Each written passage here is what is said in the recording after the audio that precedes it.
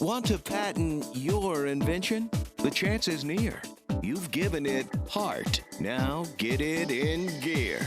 It's Passage to Profit with Richard and Elizabeth Gearhart. When you're starting a business or even working for somebody else, like in corporate, I think a lot of people think that all that matters is how smart you are and how well you can do the technical aspects of your job. So if you're smart, you've got it made. Well, I think there's more to it than that, Elizabeth. I think if you want to succeed in business, it takes more than technical ability. And if you don't treat people well, then I don't think you're going to get very far. Oh, you mean like being terrible to your waiter at the restaurant and getting ignored the rest of the night? Not that we have any experience with that, but our guest tonight is Susan Ascher, an expert in the field of EQ or emotional intelligence. Welcome, Susan. Thank you so much for having me, Elizabeth and Richard. It's a pleasure. Tell us just exactly what is emotional intelligence. So we all know what IQ is, right? It's how smart somebody is, whether they're part of Mensa, whether they get high scores on their SATs, et cetera, et cetera. But what emotional intelligence is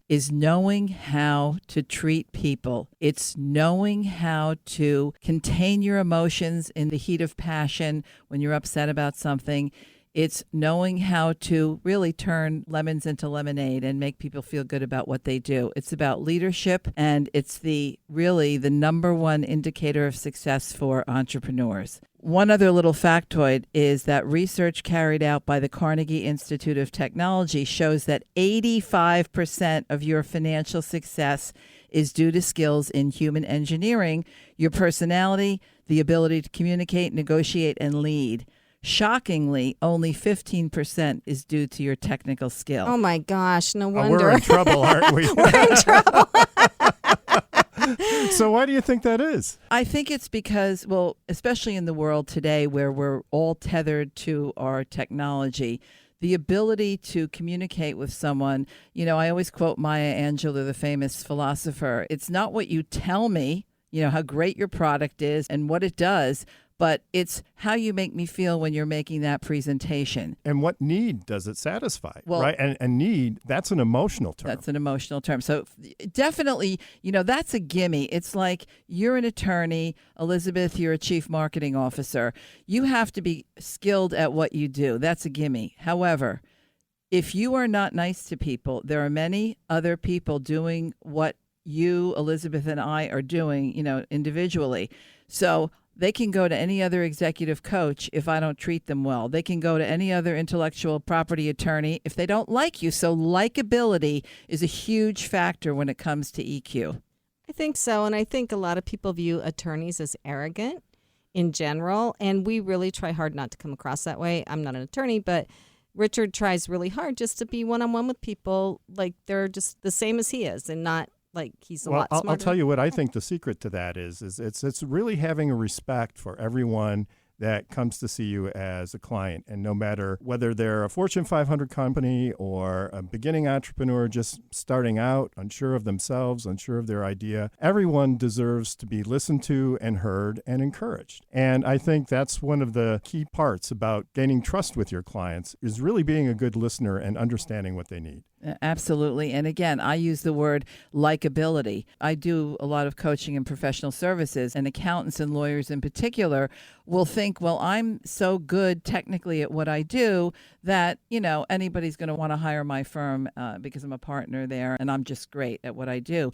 The reality is that our businesses, regardless of what we're doing, they are built on relationships. And we want to do business with people, A, who are qualified, but B, who like us and who we like and that we get along with and, as you said, have respect for. So how do you know if you have a high EQ or a low EQ? It's really hard to understand who you are and see yourself, right? How do you learn about this? So interesting. In my profession, when I'm working with a client within a corporation, very often they will ask for a 360 performance review. And what that does is the individual sets out who their stakeholders are. And stakeholders would be their superiors, their colleagues on their level. It could be their suppliers. It could be the people that work for them. Assessments get sent out to everyone. And when those assessments come back, we can see what the weaknesses are. And sometimes it's communication. Sometimes it could be bullying. It could be a number of things. Sometimes they come back great. But what these assessments look at are really 5 indicators in general. And I'm not talking that every assessment looks at these, but when we look at EQ, we are looking at improved self-awareness. We're looking at more effective communication. We're looking at control over your emotions. We're looking at identifying customer needs more effectively. And then finally, when your company goes from a solopreneur situation to one where you start to have people working for you, where you can unify your team through enhanced leadership. And that's the ability to read people, to know who has what strength where. We play to that. Who has what weakness where. We downgrade that and we look at something else that they are strong in. And that's really what emotional intelligence, it's not that hard, but it's huge in the corporate world. It's huge for entrepreneurs because without that, you cannot forge the relationships that are going to help you build and grow your business. I have a question for you. Your first point, I think, is a very good one, and I think it's a very difficult one for pretty much everybody. And that is, how do other people see you and what you're doing? Like, if you tell somebody, oh, go away and leave me alone, some people will just laugh and say, okay, what's wrong? And some people will, like, want to cry. Certainly, that's really bad behavior, Elizabeth. If people talk like that, and they do, by the way. I mean, we should be treating people we talked about this, not the golden rule, do unto others as you would wish to have done to you, but do unto others as they would wish to have done to them. So that's knowing your people. And when you're a leader, you should know your people. You should take the time to know that Sarah may be very strong in time management, whereas Tom may be the more creative type and he may need more coaching in that particular area. So that's really what EQ defines when it comes to any business person, and especially when you're starting a company. But if you don't have the 360, what can you do to kind of try to see how people react to you? Is there a way to read people's reactions that you found to be very powerful? What would you suggest? Well, first of all, I would suggest one-on-ones. And it's also, I'm working with someone right now where she is going to have a one-on-one with her superior who is always criticizing her, cannot find one thing that she does right, even though she is doing very well at her job and is up for a promotion. So this is just a boss that just doesn't understand that, riding someone like that is really not enhancing her performance. Maybe if she came at her and gave her some compliments, and we all know this, we all know that when someone compliments you, that you do better. Positive reinforcement definitely turns into positivity within the workplace. It's just that we do live in a world of a lot of negativity, of a lot of things that are really hurting people coming to work and hurting their emotions, but we have to keep them in check while we're in the workplace. That it almost could be a refuge if you have the right leader. You're listening to Passage to Profit with Susan Ascher, and Richard and Elizabeth Gearhart will be right back after this message. There's never been a better time to start your own business. The opportunities are infinite and only limited by your imagination and enthusiasm. At Gearhart Law, we believe the most successful companies all have one thing in common. They start with a solid foundation first. Gearhart Law has years of experience protecting entrepreneurs' ideas and brands using patent, trademark, and copyright protection. So if you have a new consumer product, a new software application that you're planning to build or sell, or a brand or company name that you want to protect, contact the experts at www.gearhartlaw.com. Our professionals will create a custom strategy designed to fit your needs and your budget. All of our attorneys are passionate about protection, licensed and qualified to represent you before the United States Patent and Trademark Office. Don't start your project without calling us first. Visit GearhartLaw.com. Together, we can change the world. Visit GearhartLaw.com. This ad has been read by a non-attorney spokesperson.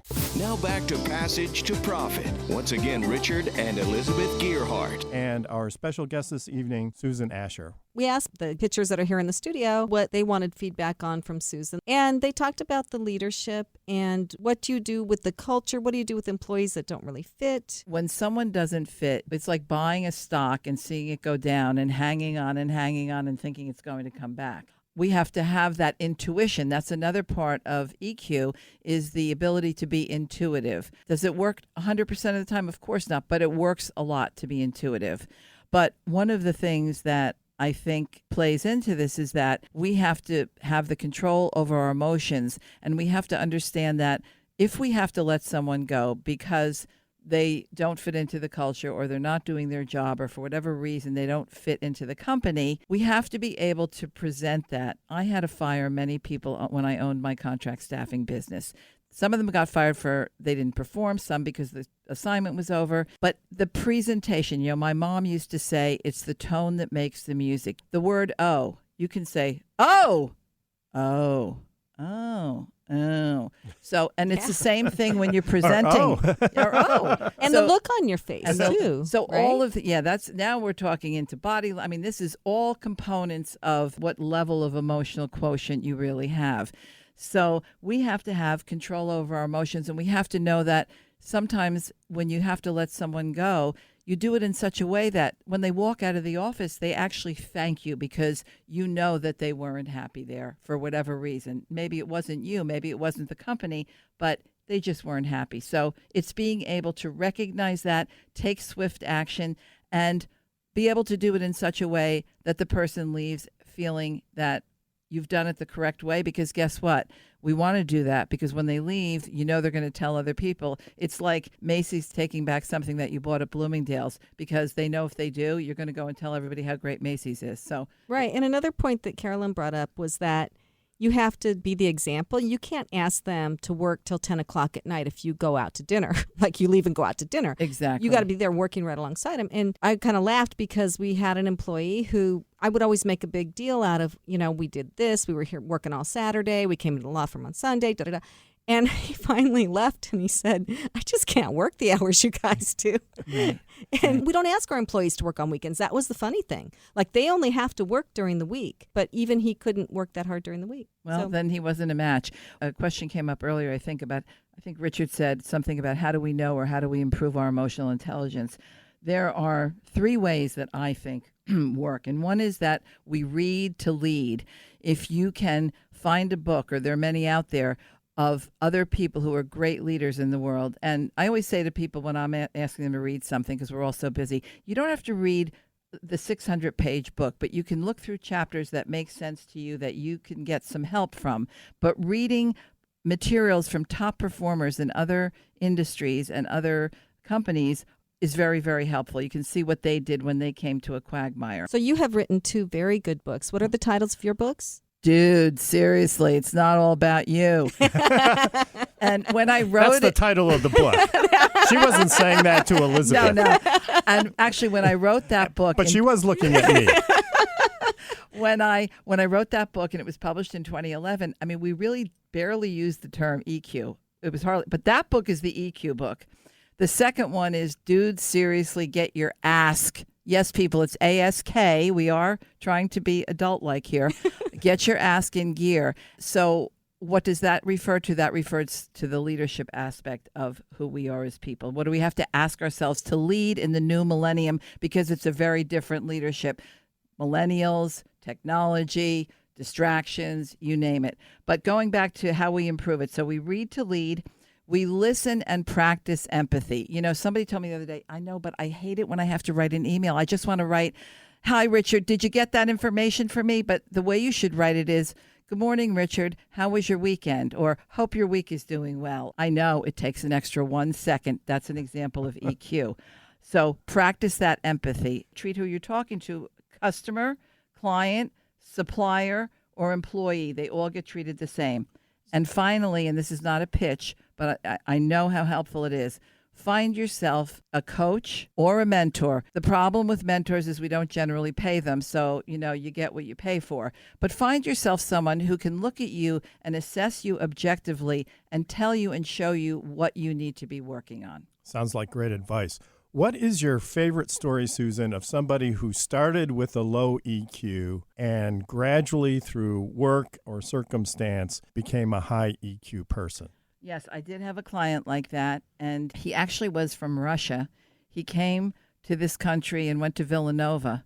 So English was his second language. He wasn't quite the CMO, but he's in a very high-level marketing role. But when he had a meeting, he'd walk into the meeting, and even though all of his staff was there, He already had the answers to what they needed to do. Yeah. Super nice guy, extremely abrasive, but the issue also with him is that it carried over into his personal life. So what we worked on with him was the pause principle. There's a very good book out there, and that refers to the fact that no marathon was ever won by sprinting out of the gate, nor is any career ever elevated by doing things quickly. Sometimes we have to pause. We definitely have to listen.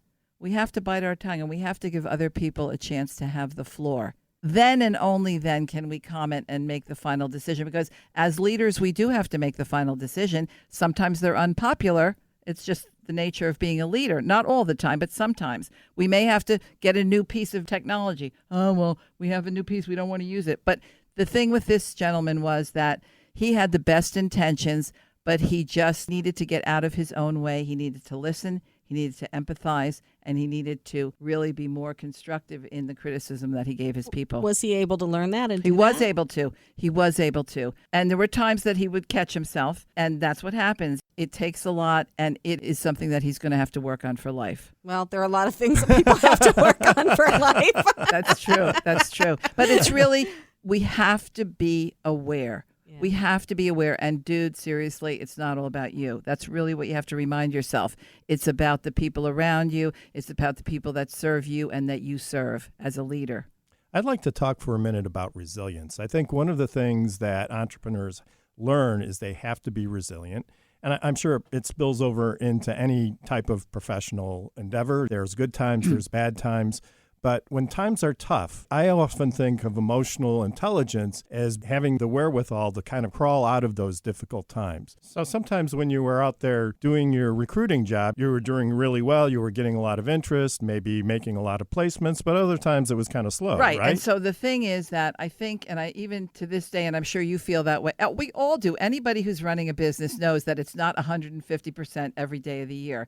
So there are peaks and valleys. Another great book, Peaks and Valleys. We wouldn't know what a peak feels like if we hadn't been in the valley. The other thing you have to remember is that every door that closes brings you one door closer to the one that's going to open, and you just have to keep asking. Oh, I love that. You know, that's why you have business owners and entrepreneurs and CEOs, and that's why you have everybody else. And we do need those people, but you have to have the resilience. You have to keep going even in the face of adversity. There are so many different things that go into EQ. I think if somebody wants to scrape the tip of the iceberg, they should get your book and read about it and talk to you if they need more help with it. We're coming to the end of this part of the show, but it's been fantastic. This is Richard and Elizabeth Gearhart with our special guest, Susan Ascher, on WOR 710. What are entrepreneurs' most valuable assets? Their passion and ideas. We can't protect your passion, but we can protect your ideas. Trust Gearhart Law to protect your ideas with premier patent, trademark, and copyright services. There's never been a better time to start your own business. Contact us at GearhartLaw.com. At Gearhart Law, we have years of experience protecting entrepreneurs' ideas and brands using patent, trademark, and copyright protection. So if you have a new consumer product, a new software application that you're planning to build or sell, or a brand or company name that you want to protect, contact the experts at Gearhart Law. www.gearhartlaw.com. Don't let the wrong protection strategy ruin your business. All of our attorneys are passionate about protection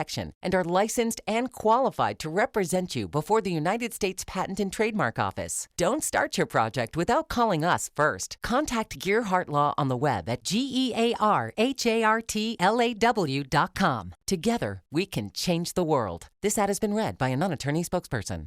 Passage to Profit continues with Richard and Elizabeth Gearhart. And our special guest this evening, Susan Ascher, who's all about emotional intelligence. Now it's time for the pitch part of the show. But before we start, some vital info. Listeners, when you are listening to these pitches, please think about which one you like best and go to the Passage to Profit page on the Gearhart Law website and vote for your favorite one. You have to scroll down, though, to find the voting part. That's right, and that's Gearhart Law, GearhartLaw,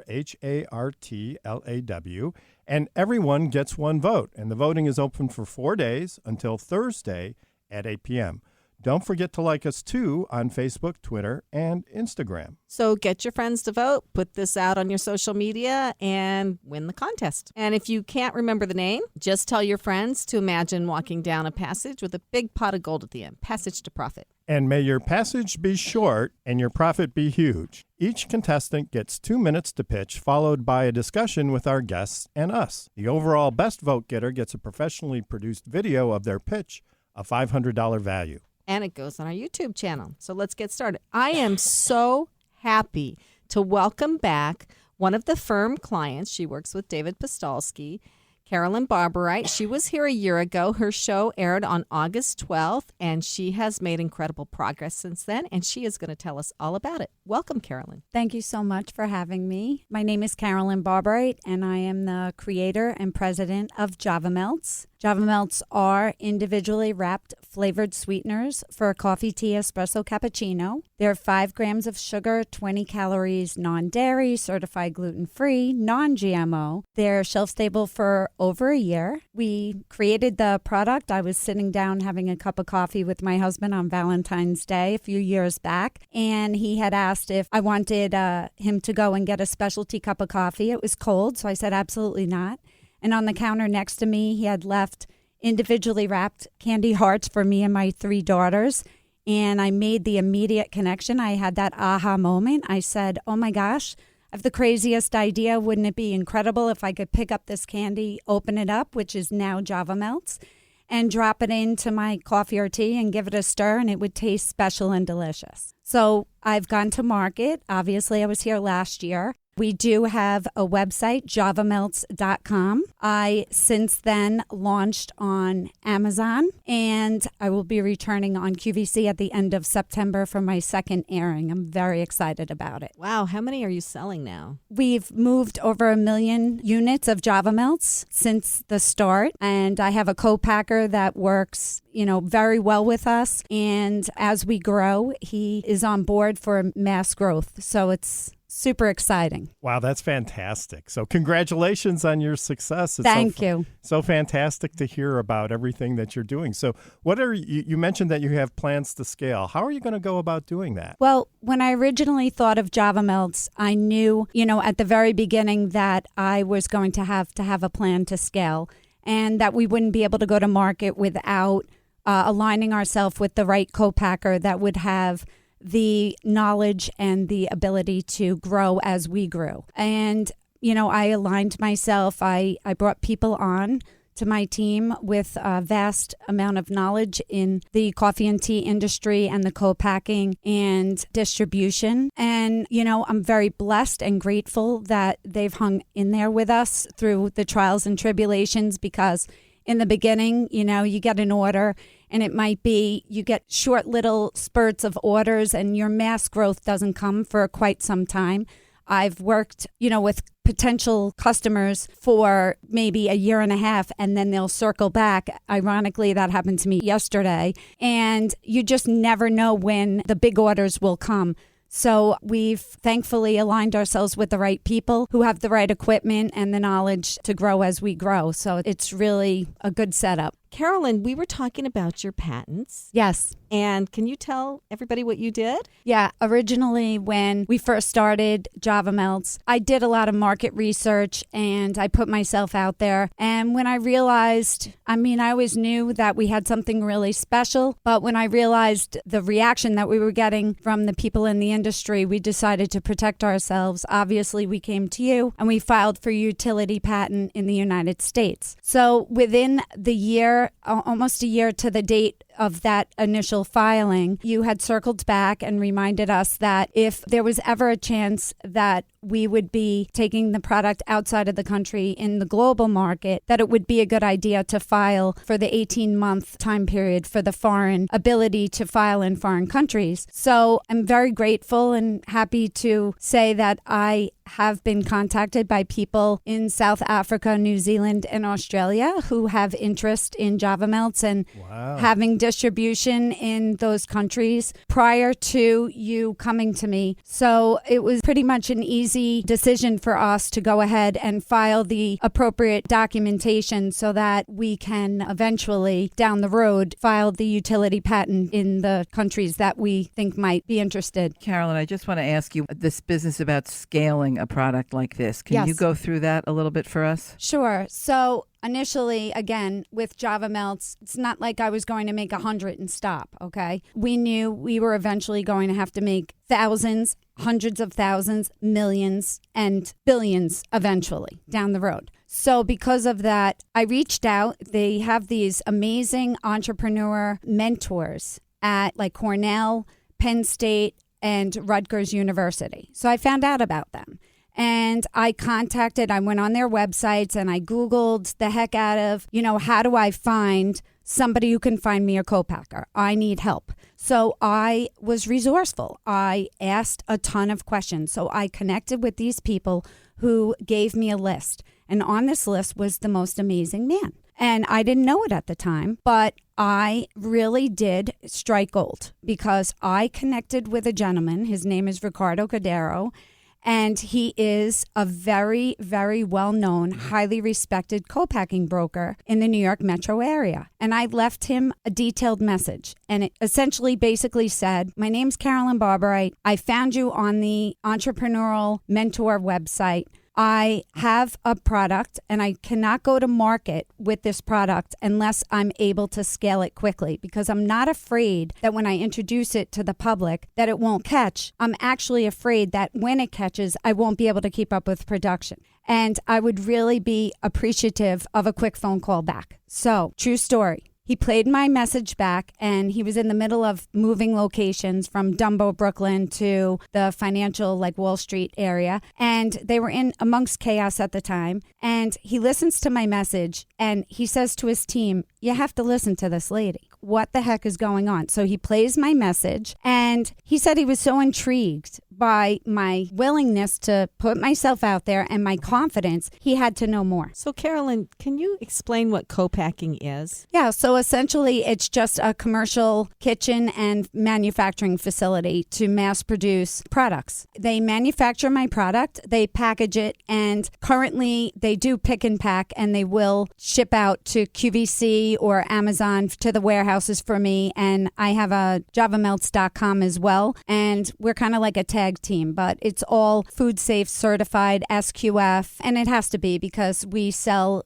to a vast majority of large companies and distributors, so it's important to have all of those certifications. That's great. I am so happy for you. Thank This you. is just amazing. A lot Your happened in a success. year. Thank you. I have a long way to go still, but I feel very accomplished so far, and Java Melts is really a way for me to inspire my children and show them what hard work and perseverance can do if you're really willing to put in the work, and it's incredible. And thank you very much for the opportunity to come back and share my news with everybody. I'm very, very grateful. Well, we want to hear what's going on with Amazon after you've been on there for a while, so we'll for sure have you back. Oh, awesome. Thank you so much, everybody. Thanks, Carolyn. You're listening to Richard and Elizabeth Gearhart with our special guest, Susan Ascher, on WOR 710. Hi, I'm Lisa Askley's the inventress, founder, CEO, and president of Inventing A to Z. I've been inventing products for over 38 years. Hundreds of products later and dozens of patents. I help people develop products and put them on the market from concept to fruition. I bring them to some of the top shopping networks in the world: QVC, HSN, eVine Live, and retail stores. Have you ever said to yourself, someone should invent that thing? Well, I say, why not? Make it you.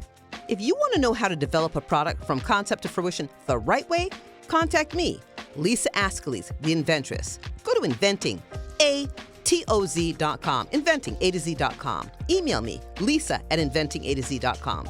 Treat yourself to a day chock full of networking, education, music, shopping, and fun. Go to my website, inventingatoz.com.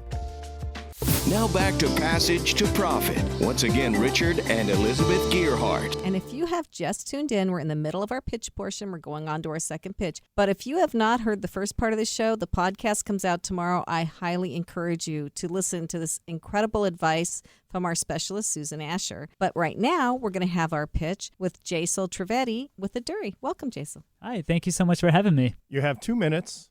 go. I'm Jason Trivedi, founder and CEO of Aduri. We're a wellness technology company developing products and content to help people live life with more happiness, clarity, and balance. We've developed the world's first tech-enabled meditation cushion paired with an app interface and a content subscription. What that means is that our cushion provides gentle haptic vibrations that guide breathing and focus, and we pair that with all sorts of integrated content, so anything from guided meditations, music, and soundscapes. On top of that, we have a community layer. So let's say all of us are in different areas of the country. We can all sync the cushions together and meditate together virtually, building that group accountability, sort of like a running buddy or a yoga buddy, etc. You can think of us similarly to the Peloton for meditation. You brought one with you. It's really neat. And you control everything from your phone, right? So you could email everybody or text everybody or something, or maybe through the app tell everybody, we're going to do this meditation at this time today. Everybody get your pillows ready. Exactly. Okay. Our approach to community is called circles. And so these circles are a small collective group of your closest personal meditation friends, and someone sets the goal for the entire session. It runs a certain time period, and everyone just keeps it's sort of like collaborative gaming almost, where everyone's trying to hit the same collective goal. So what is the sensation like when you're sitting on the pillow? Is it like magic fingers for your meditation? Or Yeah. So it's designed to be very subtle. We've taken apart so many different types of products that have vibration capabilities and just connected with as many sourcing manufacturers that create different types of vibration motors to really figure out what sort of hertz level and frequency and size and price that we should incorporate in this product. That's really great. I used to meditate a lot. I stopped because I wasn't getting any benefit from it, but maybe with the haptic pillow, I would get better results. But I do recall that there are some meditation groups that meditate on a global basis, and they do pick particular times when everybody sits together and meditates on the same mantras or the same things. And it's a very kind of spiritual experience for the people who participate in that. I did try it once, and I don't know what it was, but I did feel a little bit of extra energy from that part. So this is a great way to connect people in their meditation experience. So where are you right now in your journey? Are you selling these from your website? Are you on Amazon or anything? What are you doing? So last month, we just finished our Kickstarter campaign, over 100% funded. We're continuing to take pre-orders from the excitement and the outreach that we've gotten from that on our website right now. And we will be continuing that. Our product will be delivered in the spring of 2020. We're working with a really experienced manufacturer based in China. And yeah, so right now we're fundraising at the same time. And there's a whole bunch of just content development and manufacturing and product development, etc. So what inspired you to start this? I mean, how did you come up with the idea, and what was your motivation? 8 years ago, I had a pretty bad anxiety attack that left me on the floor of my apartment. And because of that, I took a leave of absence from work for a week. And from that point, one of my friends introduced me to his meditation teacher, thinking that that could be one way I could help manage my stress and anxiety. From that practice, I usually just shun meditation. But from her teaching me, I immediately got absorbed into the practice and what it could do for me in my life. And one of the biggest things I struggled with during that time, because that was also the rise of meditation apps and when they were becoming really popular. And the biggest thing I struggled with was maintaining consistency. Because, I mean, you can hit the gym once a month. You probably won't see any results from that. Same thing with meditation. Right. You have to be consistent in order to see the results. And I kept on falling off on and off. It's like a seasonal thing. And what kind of results did you get from your practice? So I think the biggest thing is noticing that gap in how you react versus responding to things. It's a very hard practice to quantitatively say like, oh, my heart rate variability is X percent better than last week. It's more of like, okay, how am I responding to things? How am I managing my own emotions? To Susan's point, how are you empathizing with somebody? That's very important. And meditation is a great practice to really learn to see things from other people's perspectives. But it's different for every person, right? I mean, different people have different experiences. Mm-hmm. They get different results. Right? Exactly. Everyone's life journey is totally different. Yeah. You know, it's interesting you say that. And we were talking earlier about emotional intelligence. So meditation obviously has helped you. And what you're looking to do is help other people to sort of pause and take that moment and build that awareness of their emotions and kind of keep them in check? I mean, so what else will that pillow do? Is it just that you're taking that time? Obviously, the vibrations, haptic. Do we know what haptic means? I just used that. Yes, I know it. Yes, it's like when touching people, right? Yeah. So, but is that what it is that makes people feel better in the meditation, or is that the thing that triggers you to build the awareness that you have to stop what you're doing and meditate? It is that structure, that formalized structure, to help guide your breathing and your breath work, so that your body can prepare and your mind can prepare itself to do that inner work of meditation. How much does something like this cost? Our cushion will retail for $199, and our content subscription is a 3-tiered system. So there's a freemium version, there's a basic version which gives access to the entire content library, and then there's a premium version which is $14.99. And what that really incorporates is the community feature of syncing our cushions, biometric integration. So working with your Apple Watch or your Fitbit, we can understand what your breathing rate is and then adapt the haptic vibrations to your personal profile, as well as using AI to curate the content for you based on your intentions of coming into the practice. So let's say you're coming into the practice, you want a better management of your stress or your emotional intelligence or loving compassion. We can craft the narrative of your journey with that content around the teacher. My other question is, I know how you triggered this product that you developed, but what were you doing before then? Were you in technology? What were you doing? Yeah. What is your background? Yeah, so my background is in innovation and strategy consulting, media entrepreneurship, and mobile product management. I led the product team at one of the fastest growing, they're just on Inc.'s fastest growing companies this year, Blue Label Labs, one of the biggest mobile app development agencies in the country. Grew their product team from, I was their first hire, to about 10, 15 product managers at my time. And then I left that to start grad school studying interactive technology. Where'd you go? Where'd you go to grad school? NYU ITP. Mm-hmm. Yeah. Okay. I was getting sick of just tapping phones, and I wanted to create an actual product. No wonder you wanted to meditate. But this is amazing to me because this is the future. Like we always talk about this, the show is about the future, but this really is something new, like very new. A lot of criticism I get is, why do you have technology in like meditation? And if you look at technology as a tool, that's really what it is. A meditation cushion that has been used for thousands of years is a tool. It's used to reduce that pressure on your back. Technology is the same thing. Mobile apps is the same thing. The number of people that have meditated in this country has tripled over the last 5 years. And that's 100% because of the improved accessibility of meditation apps. Now, what we're trying to do is go beyond accessibility and to actually deliver outcomes. That's where that physical, tangible, intimate relationship with the cushion actually comes into play. Where is it sold now? Where are you finding your biggest market for this? In terms of scaling, I think over the last year, we've been able to compile a really great team that come from industrial designers from industrial design houses, from Curran Rashid, West Elm, content producers from Equinox and SkyTing Yoga, Keen Home Branding. We've been able to really get some amazing rock stars on our team. Now, using that as a framework, it is really trying to figure out the right strategic partner. So with this Kickstarter, that was one of our main portals of how we've gotten. Well, yeah, I was going to ask, how did you get the financing? Did you have an angel investor? Yeah. So we actually raised about $150K last year from Rough Draft Ventures, the NYC Media Lab, and NYU Summer Launchpad. We went through their accelerators as well. We're currently fundraising our second pre-seed round right now, which is about halfway subscribed. And we've been getting a lot of interest from boutique hotels and wellness clubs and co-working spaces and companies.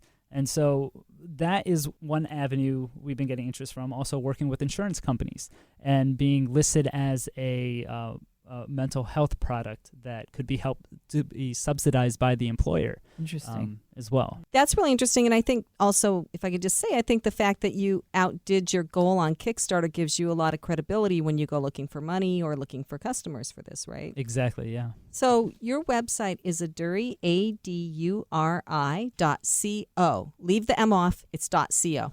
And if they want to find out more about you, they can go there, right? Yep. You are listening to Passage to Profit on WOR 710 with Richard and Elizabeth Gearhart and our special guest, Susan Ascher. We'll be right back. There's never been a better time to start your own business. The opportunities are infinite and only limited by your imagination and enthusiasm. At Gearhart Law, we believe the most successful companies all have one thing in common. They start with a solid foundation first. Gearhart Law has years of experience protecting entrepreneurs' ideas and brands using patent, trademark, and copyright protection. So if you have a new consumer product, a new software application that you're planning to build or sell, or a brand or company name that you want to protect, contact the experts at www.gearhartlaw.com. Our professionals will create a custom strategy designed to fit your needs and your budget. All of our attorneys are passionate about protection, licensed and qualified to represent you before the United States Patent and Trademark Office. Don't start your project without calling us first. Visit gearhartlaw.com. Together, we can change the world. Visit GEARHARTLAW.com. This ad has been read by a non-attorney spokesperson.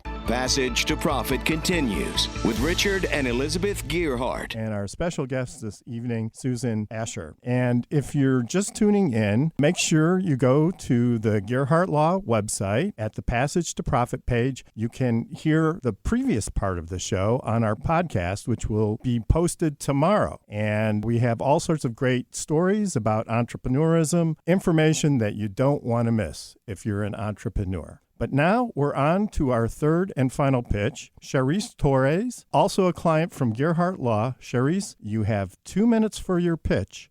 Go. Hello, my name is Charisse Torres. I am Dr. Elise Bourne Busby, and I'm Ethel Edwards. And together we invented Memory Ties, patented training shoelaces that remember. Tying shoelaces is a complex skill to master, especially for those who have special needs or difficulty with their fine motor skills. Individuals with poor fine motor skills often have challenges coordinating the movements to tie their own laces because of how easily traditional shoelaces flop over, which causes confusion and frustration. When frustration normally peaks, often families choose a no-tie solution, which doesn't teach the important skill of shoelace tying.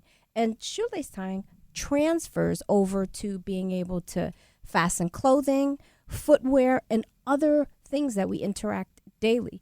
Memory ties are made with revolutionary memory technology that allow them to remain where they're positioned longer than traditional shoelaces, virtually creating a roadmap before the learner's eyes. The memory properties provide learners with more time to plan their movements and the confidence to form loops that stay. Learners encounter less visual confusion, which eliminates the worry of losing their place and makes going from step to step much easier. This frustration-free shoelace tying experience helps with recalling the steps they learn while developing key fine motor skills. As a training tool, memory ties are perfect for shoe models, practice boards, and practice cards. And with each use, memory ties becomes more flexible, more pliable, feeling more and more like traditional shoelaces. This makes memory ties ideal for practicing and advancing shoelace tying skills before a learner transitions to traditional laces. They come in attractive, solid color choices and a red and yellow bicolor option that are laced on individual practice cards. They're manufactured by hand, by us, and therapeutic and educational benefits make them an easy choice for anyone wanting a secret weapon to developing shoelace tying skills. I wish I'd had those when I was growing up. I just want to tell you right now, I love the invention, but I gave up on tying my shoes a long time ago. I didn't really forget. It's just sometimes I have a little trouble bending over and tying. But no, it's great to have you on the show, Charisse. I remember it's been a few years since the first time we met at our offices in Summit, New Jersey. And I remember your enthusiasm for the product, and you were so excited about how this could really help a lot of people who have challenges. And I'm so proud to see that you've come so far on your entrepreneurial journey. And what's the name of your website?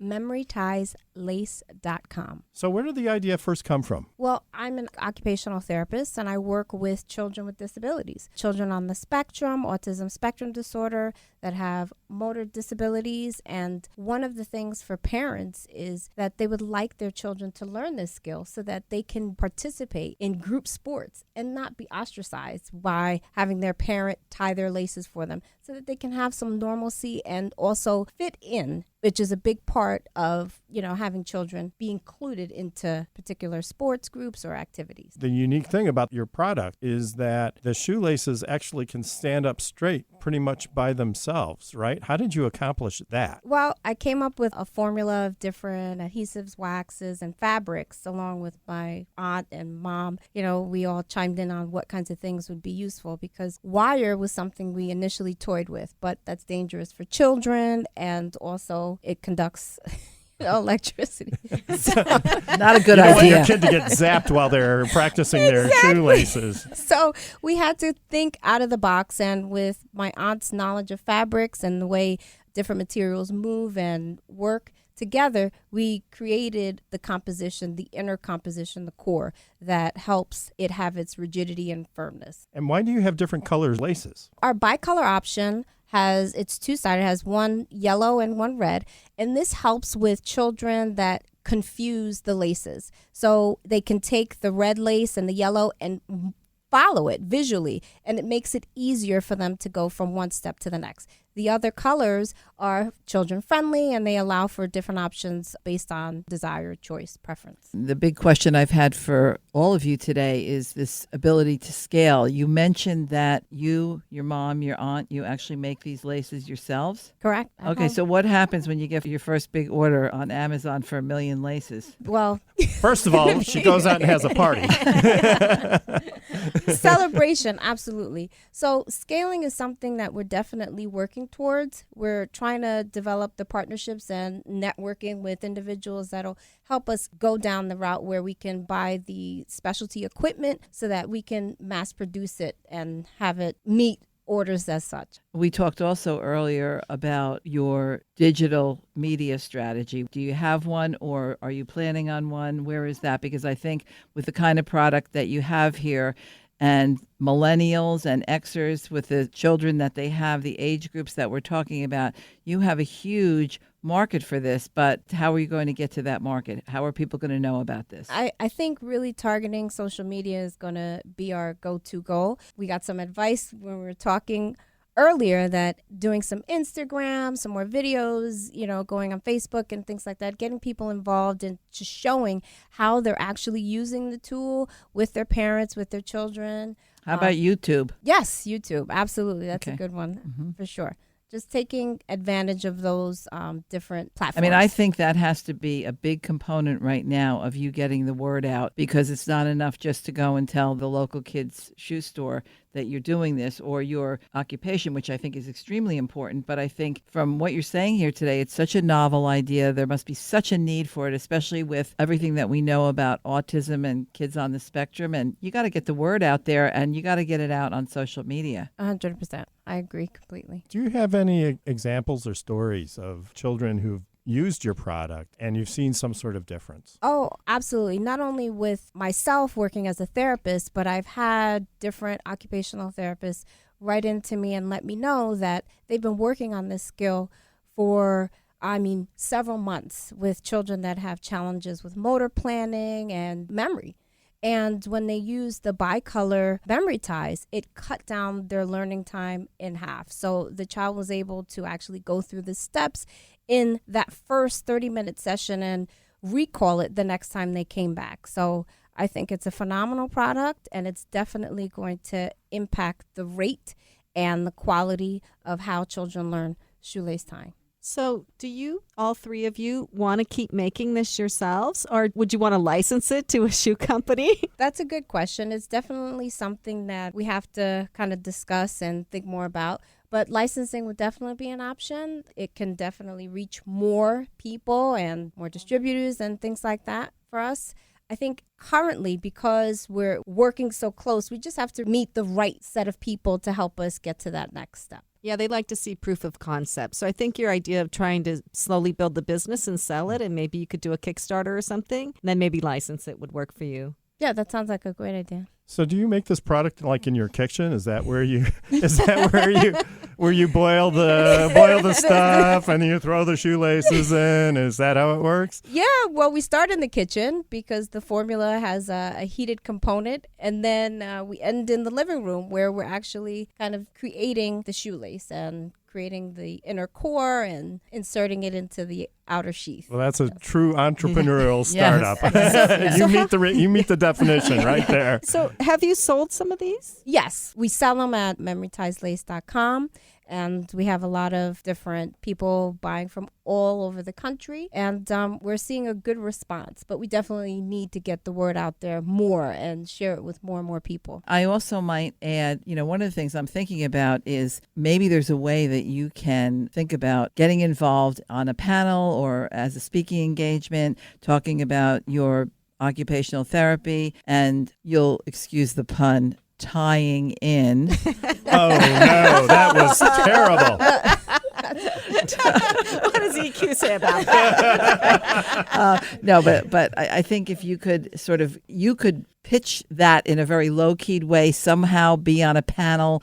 I think what you have is a great product, and I think it would be great if you can find the avenues through, as Carolyn said earlier, networking, continue to make that bigger, make that part of your project, and make the social media. I'm very focused on that with this because I just think it's a great product, and I think that, the world could be your oyster if you really go after it in that respect. Thank you. A quick story about the validity of this product. At one of our OT conferences, we met a woman with one hand who had not been able to tie a shoelace, and she used our product and did it. Oh, I'm going to cry. Fabulous. So We wonderful. are extremely proud that we know it can work. That is incredible. Now, that's a good YouTube story. Yeah, That's a good that's story. a YouTube story. Yeah. Well, Charisse, unfortunately, we have to end now. We're so thrilled that you're moving forward with your project, and we hope to have you back again soon. So you're listening to Passage to Profit on WOR 710, the voice of New York. What are entrepreneurs' most valuable assets? Their passion and ideas. We can't protect your passion, but we can protect your ideas. Trust Gearhart Law to protect your ideas with premier patent, trademark, and copyright services. There's never been a better time to start your own business. Contact us at GearhartLaw.com. At Gearhart Law, we have years of experience protecting entrepreneurs' ideas and brands using patent, trademark, and copyright protection. So if you have a new consumer product, a new software application that you're planning to build or sell, or a brand or company name that you want to protect, contact the experts at Gearhart Law. www.gearhartlaw.com. Don't let the wrong protection strategy ruin your business. All of our attorneys are passionate about protection and are licensed and qualified to represent you before the United States Patent and Trademark Office. Don't start your project without calling us first. Contact Gearhart Law on the web at GearhartLaw.com.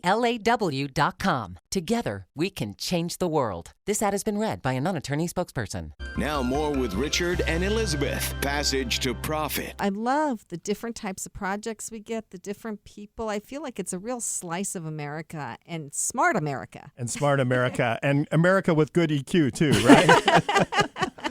So remember, everyone, to go to the Passage to Profit page at GearhartLaw.com. That's GearhartLaw, and vote for your favorite project. So to summarize, we had Carolyn Barbright with Java Melts, JAVAMELTS.com. We had Jaisal Trivedi with Aduri.co, the meditation pillow, ADURI.co.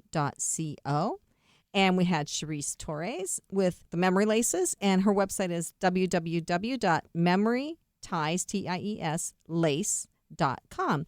And our guest is Susan Ascher, Susan at SusanAscher.com. That's ASCHER.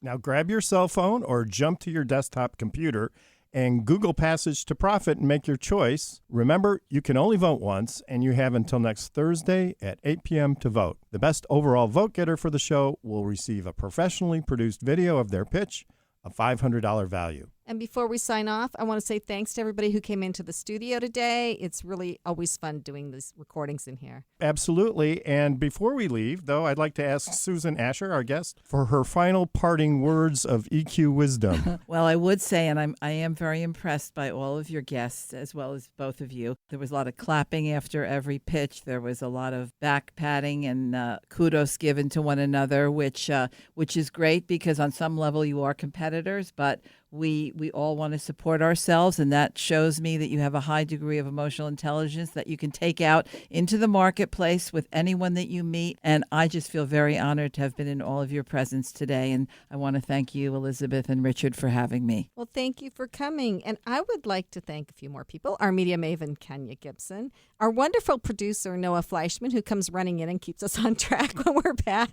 And Rob Barretts, who almost used the bat today, but did not. He did not. And Noah wears those tennis shoes for a reason. Yes. And the whole iHeart team. So don't forget to join us next week for another excellent speaker and another round of pitches. And listeners, you can start thinking about what your pitch will be. And don't forget to like us on Facebook, Instagram, and Twitter. This is Richard and Elizabeth Gearhart from Gearhart Law with Passage to Profit on WOR 710, the voice of New York.